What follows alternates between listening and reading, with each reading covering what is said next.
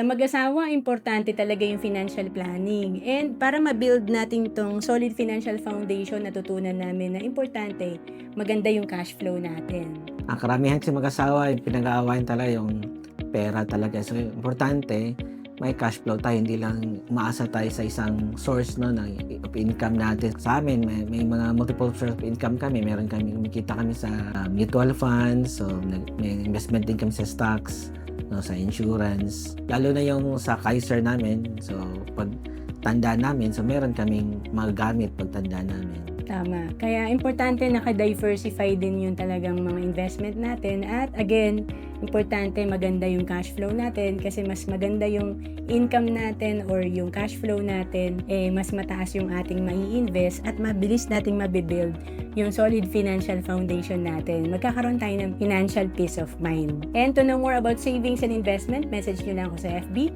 Roangelis Capistrano.